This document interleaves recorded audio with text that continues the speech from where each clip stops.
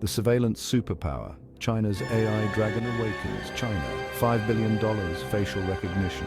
That's not the setup to a dystopian sci-fi film, folks. It's reality. China's building a surveillance state powered by artificial intelligence, and it's already got 200 million cameras watching its citizens.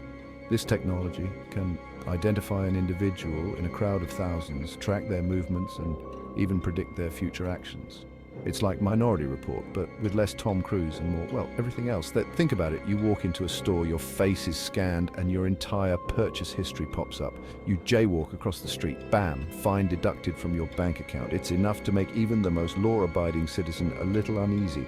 China argues this technology is about safety. They say it helps catch criminals, prevent terrorism, and maintain social order. And to be fair, there have been some successes. But at what cost? When does security morph into control? That's the billion-dollar question, or should I say, the $5 billion question. Catching criminals, finding kids' AI's public safety triumphs. Now, let's not pretend there aren't upsides to this technology. China's facial recognition system has helped apprehend fugitives, track down missing children, and identify suspects in criminal investigations. Imagine the relief of a parent reunited with their lost child, all thanks to a few well-placed cameras and some clever algorithms. It's a powerful tool for law enforcement, no doubt, and it's not just about catching the bad guys. This tech can also be used to improve public safety in other ways. Think real-time traffic management, optimizing traffic flow, and reducing congestion. Imagine emergency response systems that can instantly identify victims and alert first responders. It's about creating smarter, more efficient cities. But here's the thing. Even the most well-intentioned technology can be misused. We've seen it time and time again. The question isn't whether AI can be used for good, but whether it will be. And whether we're willing to sacrifice our privacy and freedom in the name of security. From Shenzhen to Singapore, the global march of facial recognition. China might be the poster child for AI surveillance, but it's far from the only player in the game. From Singapore to Dubai, governments around the world are embracing facial recognition technology. Singapore is using it to monitor crowds and track potential criminals. Dubai has deployed it in airports and public spaces for security purposes. This technology is spreading faster than a bad meme, and it's not just governments that are getting in on the action. Private companies are also developing and deploying facial recognition systems for everything from marketing to employee monitoring. Your face is becoming the key to your digital identity, whether you like it or not. And while some people argue that if you've got nothing to hide, you've got nothing to fear, I think it's a bit more nuanced than that. It's about control. It's about who has access to our data and what they're doing with it. And it's about ensuring that this technology is used responsibly and ethically, not just for profit or control. London calling, New York watching, Western cities embrace the tech. Think this is just a problem for those other countries? Think again. Facial recognition is popping up closer to home than you might think. London, the land of Big Ben and even bigger CCTV networks, has already embraced facial recognition for law enforcement. And let's not forget New York City, where the NYPD has been using facial recognition software for years. It's a slippery slope, folks. What starts with catching criminals can quickly escalate to tracking protesters, identifying undocumented immigrants, or even suppressing dissent. And who gets to decide what constitutes a crime worthy of surveillance? These are questions we need to be asking ourselves now before it's too late. Because once this technology is out there, it's hard to put the genie back in the bottle.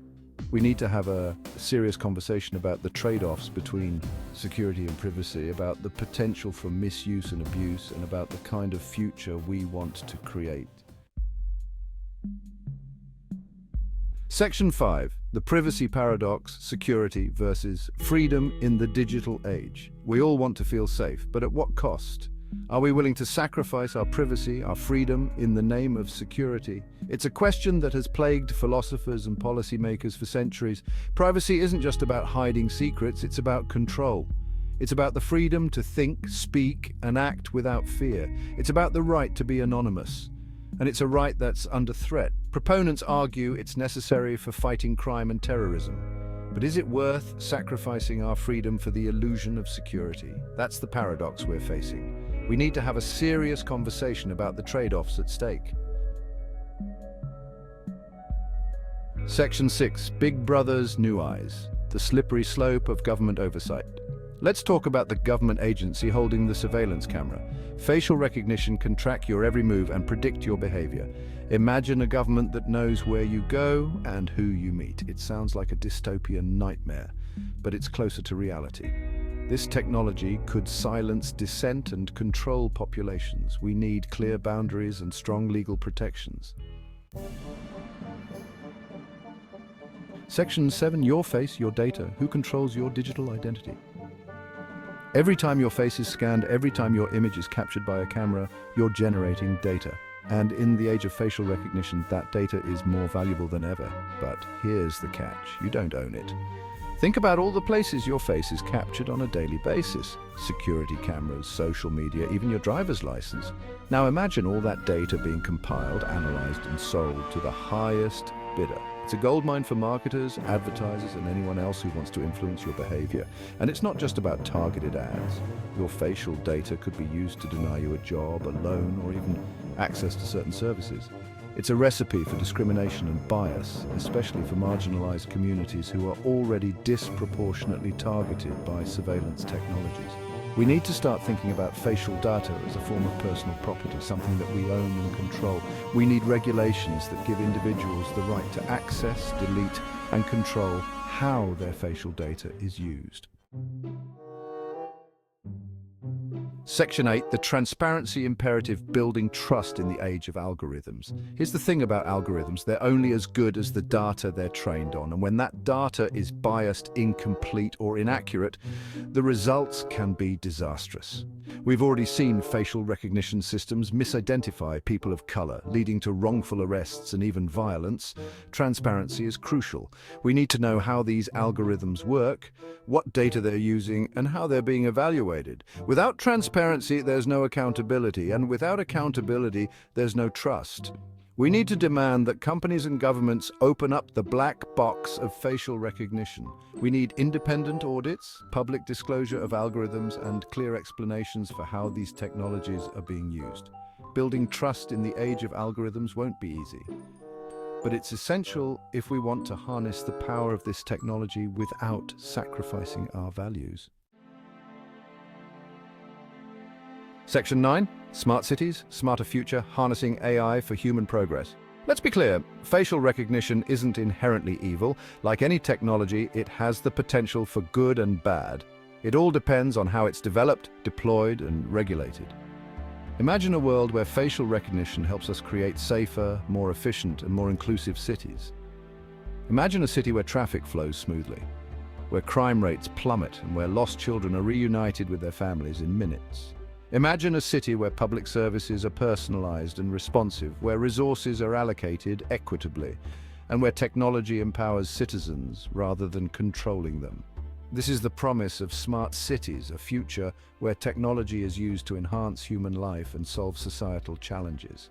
But to get there, we need to proceed with caution, with our eyes wide open to the potential pitfalls. Ethics as the North Star guiding principles for responsible AI.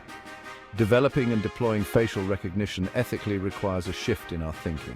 It's not enough to ask whether we can do something, we need to ask whether we should. Move beyond technological advancement and consider social, ethical, and human implications. Establish clear ethical guidelines for facial recognition technology. Ensure human oversight and control, transparency and explainability, data privacy and security. Guide every stage of the AI lifecycle. Embed ethics into AI to create a future where technology serves humanity. Section 11. A future forged in collaboration, shaping technology for the people. The future of facial recognition, and indeed the future of AI, is not predetermined. It's a future that we are actively shaping through our choices, our actions, and our demands.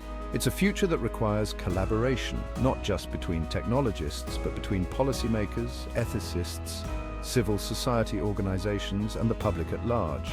We need to have difficult conversations, to challenge assumptions, and to find common ground. We need to demand transparency, accountability, and meaningful human control over these powerful technologies. The future is not something that happens to us, it's something we create together. Let's ensure that the future of facial recognition is one where technology empowers us, protects us, and reflects our shared values. Let's build a future where technology serves humanity, not the other way around.